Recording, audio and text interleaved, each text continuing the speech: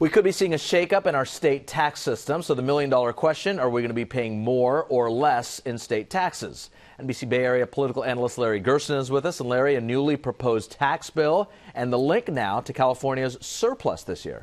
Yeah, that surplus, Raj, it could be as much as, what, $2 billion. But in many ways, the surplus is kind of artificial. And that's because Proposition 30, the temporary income and sales tax increase for education, passed in 2012, that's going to sunset at the end of 2018.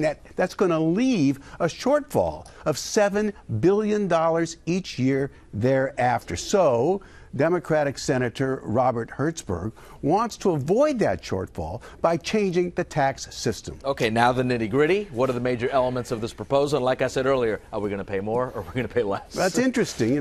First, the bill would reduce California's personal income taxes. Now, why is that a problem? Well, currently, income taxes account for 2/3 of the state's revenues. And in addition, get this, 1% of the state's residents pay half of all income taxes. That's a problem if the state goes into recession. Now, second, Hertzberg would spread the sales taxes to areas such as labor, legal fees, dry cleaning, telecommunications, and other services. By the way, healthcare, food, education, those things would be exempt. And third, the bill would give a tax credit to lower income Californians so they wouldn't suffer from these kinds of changes. So combined, Hertzberg's claims that the changes would even out tax collections while bringing in an additional $10 billion annually. And that's an amount that would more than offset the loss from Proposition 30. Okay, these are big numbers. Does it work? Will it work in terms, politically speaking, now to get through the legislature? It's always the question, isn't it? Normally, no. Tax changes, no.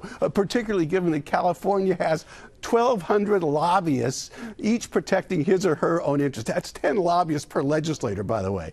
But Hertzberg, look, this guy is no rookie. In fact, he was the state assembly speaker a dozen years ago, and he knows the system much better than most. And I'll tell you, if voters want to see extra funding for public schools continue after 2018, well, this might be a way to make a permanent change while evening out a very rocky, uneven revenue collection process. I'll tell you, this is going to be one of the most interesting bills to watch over the next few months because it does portend significant changes if it goes through. And quickly, is this kind of like eating our vegetables? It's good for the state. Is that going to be the sell? Well, a lot of people think so if in fact they want those kids to eat well as they go through the education process. Okay, we'll stay tuned on this one. Thank you, Larry.